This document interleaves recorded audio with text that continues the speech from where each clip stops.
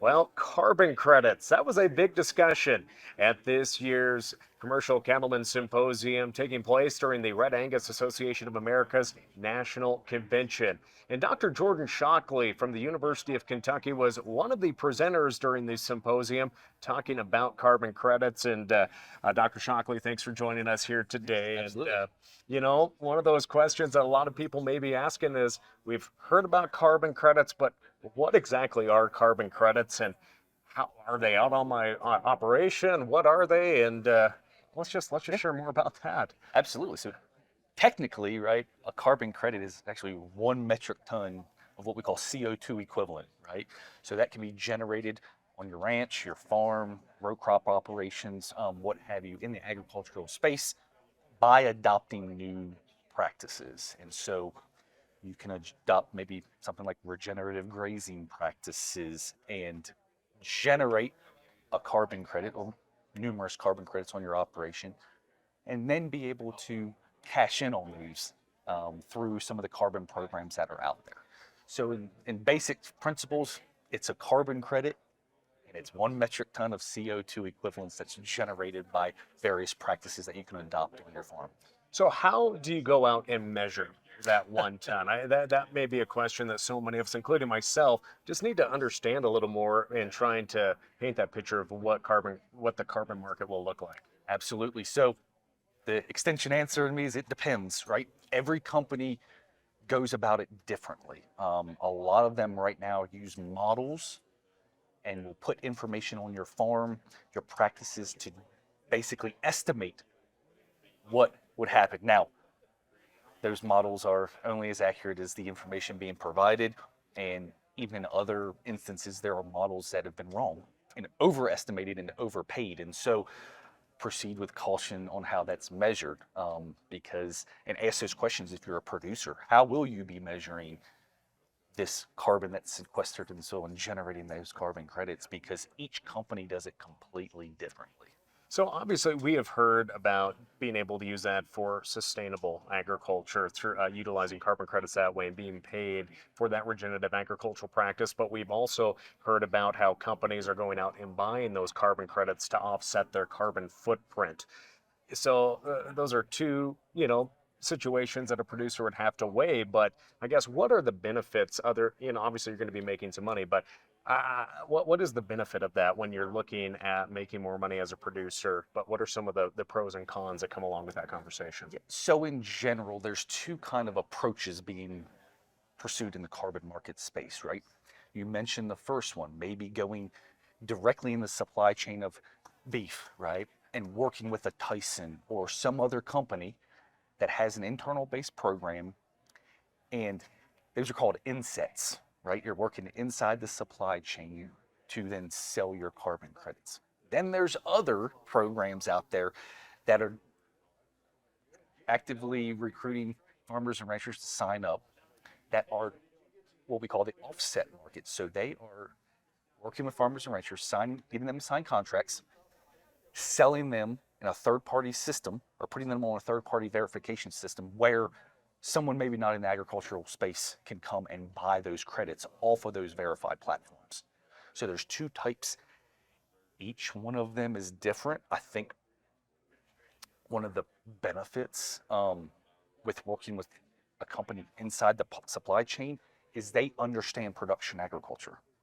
They understand where their food comes from, how it's produced, and the limitations that can come with implementing some of these regenerative practices because it's not all going to work, right? And so, it, understanding that, understanding what happens if you have a drought, right? And you can't sequester as much carbon as you thought you were going to be able to, and being flexible and understanding that situation, I think it is critical with keeping these carbon markets and carbon programs intact. Now, with that, those companies inside the supply chain, they're keeping it for their own internal uses. They're not turning around and selling them typically into other companies that aren't on the supply chain. So you kind of got this know where your food comes from standpoint traceability within the beef supply chain.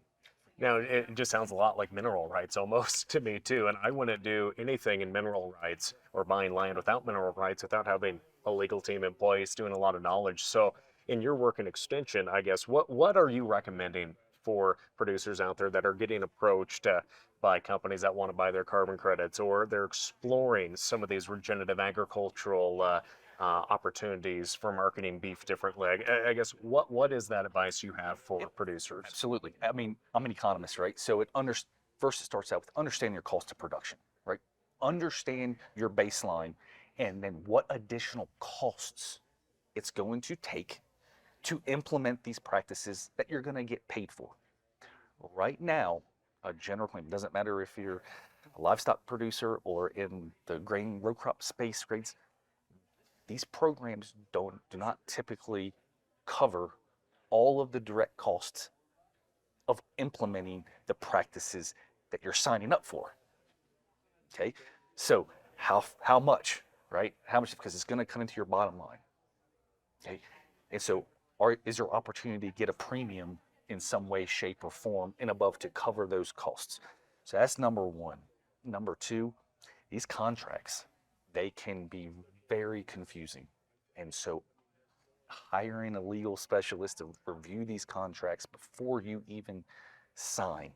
I mean, understanding that usually these payments are in dollars per metric ton of CO2 and not dollars per acre or dollars per head or dollar per hundredweight that we're used to dealing with.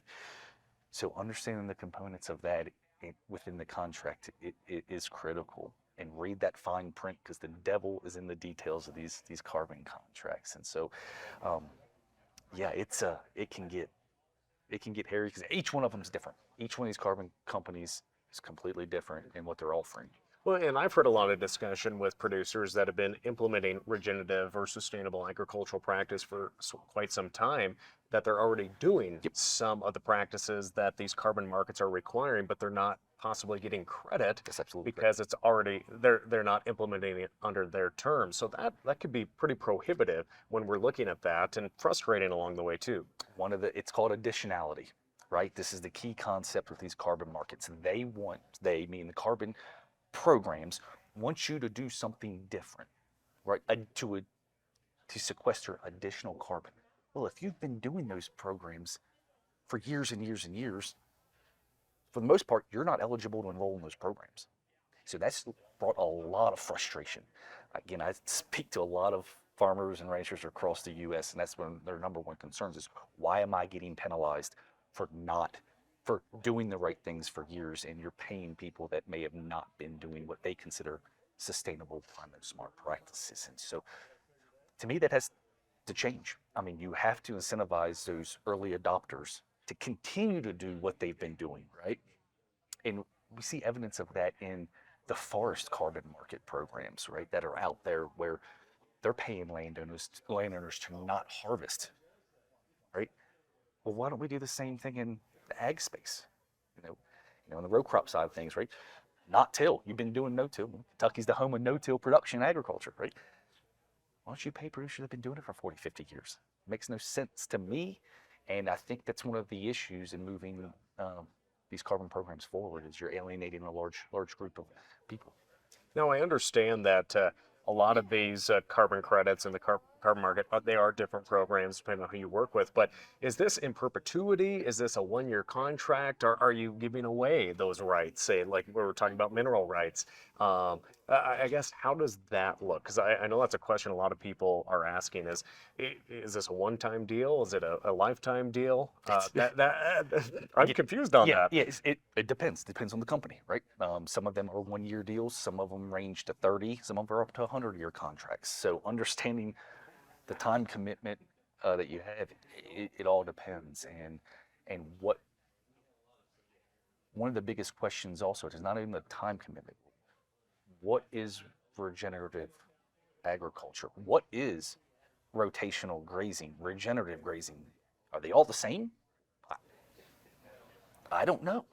When one carbon company says, okay, we want you to implement rotational grazing, another carbon company says, I want you to implement, climate smart agriculture practices. what is that? And that's the issue in the livestock space right now, is it's very holistic and not very prescriptive about what exactly you have to do to satisfy those contracts. And we all know there's always a new buzzword in agriculture. Sustainable agriculture was the big one for many years, and now regenerative agriculture is that buzzword. I guess that is a cause for concern, is what is the definition going to be in 2 or 3 years? And should producers maybe hold back a little bit and watch how this actually develops, or are the guys that are adopting it now going to be more successful because of that and be able to stay in business and expand? I know you probably don't have an answer for that, but it's an interesting question maybe. I'll say, majority of the producers I speak to, they are in a wait and see pattern, and how this shakes out, because